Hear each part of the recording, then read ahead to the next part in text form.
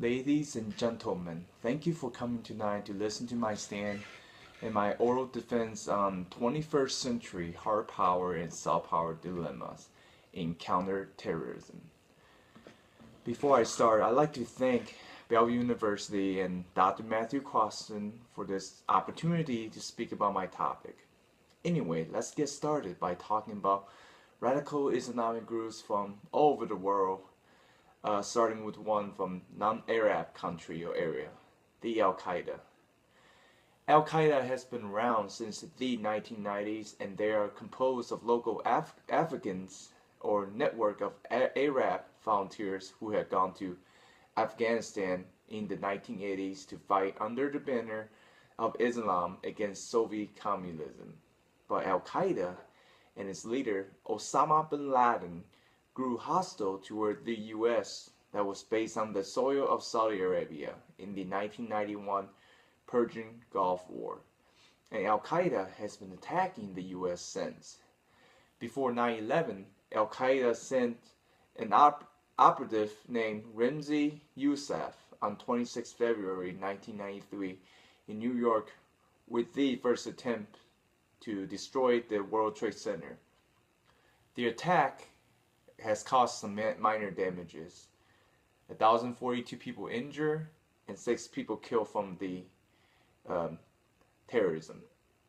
And then the 9/11 attack, which was the most destructive terrorist act against America, because the damages caused by the attack exceeded $100 billion, with 2,996 people die, included the hijackers.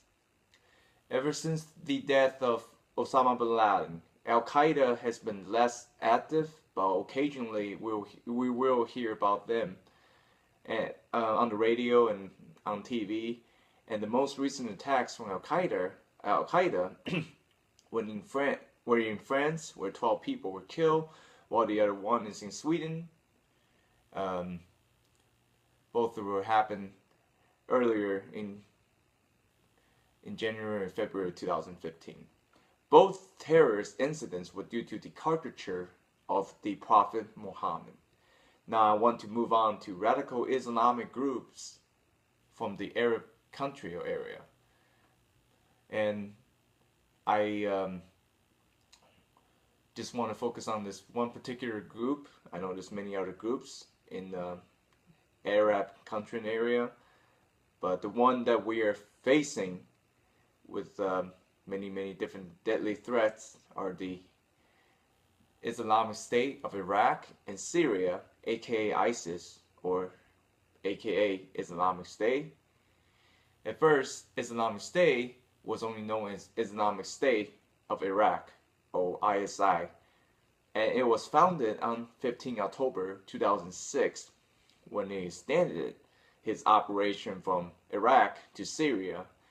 They became known as ISIS. But for this whole speech, I'm just going to refer to them as Islamic State. The Islamic State is aimed to establish a Islamic State in Sunni Arab majority area of Iraq, and it also merged with many different smaller local radical Islamic groups. And Islamic State has been conducting terrorist attacks indiscriminately against civilians, foreigners, and any military troops. The numbers of casualties due to Islamic State attacks are as many as 700 people or more, and the numbers are continue to go up. And the ISIS, the Islamic State, have caused more damages to invaluable goods in the Middle East. There were also 2 U.S. soldiers that were kidnapped and killed, also because of Islamic State. The deadliest terrorist attack took place in Turkey from ISIS over the Islamic State, which resulted in 51 people killed and 140 people injured. And Islamic State has captured many of small cities in Iraq and Syria. And the most notable one they had captured was the Mosul it is Iraq's second largest city. Islamic State was also known for desecrating national landmarks by using bulldozers to destroy pre-Islamic buildings, and also looting valuable goods, smashing museum statues, and carving on religious shrines and any sorts, because the items they destroy are considered prohibited according to Islamic State's interpretation of Islamic laws. Islamic State has also destroyed the tomb of the Prophet Jonah, attacked Shias, Muslims' place to worship, and forced Christians in Syria or Iraq to convert to Muslims, or they will be face death by sword. U.S. and many other countries respond to radical Islamic groups with hard power policies that utilize military power or any other cohesive forces to stop the groups from terrorizing the general public. U.S. and Pakistan has cooperative efforts in continuous combat operations against the Al-Qaeda and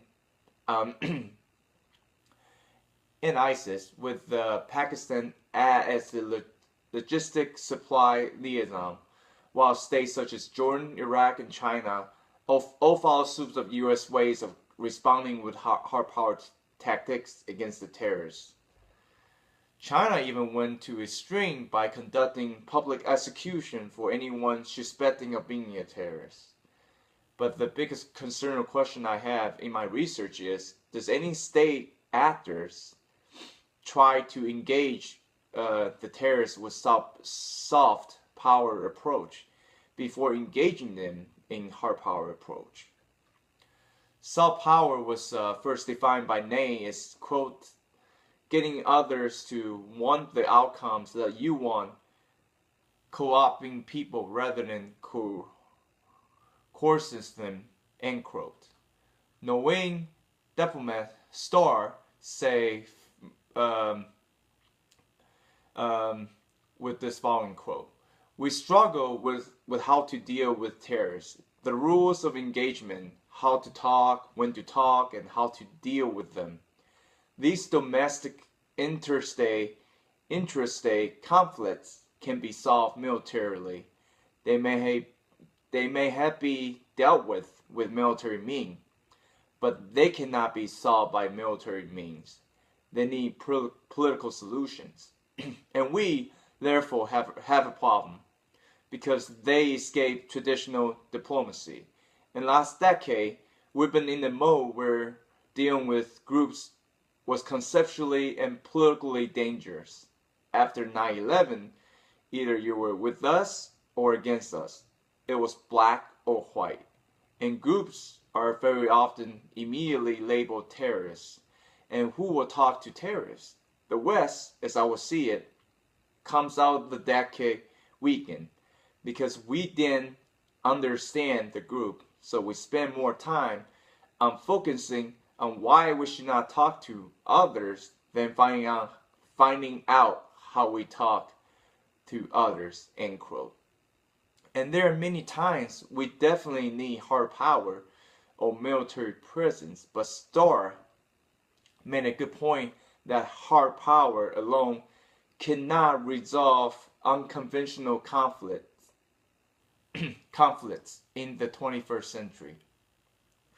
We need more soft power approach. Engage with the enemies first and try to reach a compromise or a reasonable demand for both sides, and maybe that will be the only way to end terrorist conflicts all over the world. And obviously, the most basic thing is start by talking with the radical Islamists or the terrorists. Just start the conversation and listen to what the other side wants and negotiate accordingly.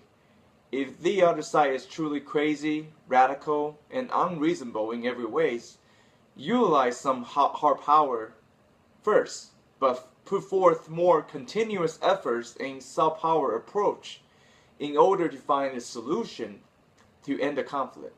And once talks are successful, and the radical Islamists are willing to work with the West or the actors, then smart public diplomacy should be utilized in a way that, one, daily communication should be in place, quote, which involves explaining the context of domestic and foreign policy decisions, end quote, in case of crisis. Strategic communication is the second one, which should be in place to, quote, develop a set of simple themes, much as a political or advertising campaign does, end quote, to accomplish mutual political tests. Number 3, developing, quote, lasting relationship with key individuals over many years or even decades through scholarships, exchanges, trainings, seminars, conferences, and access to media channels.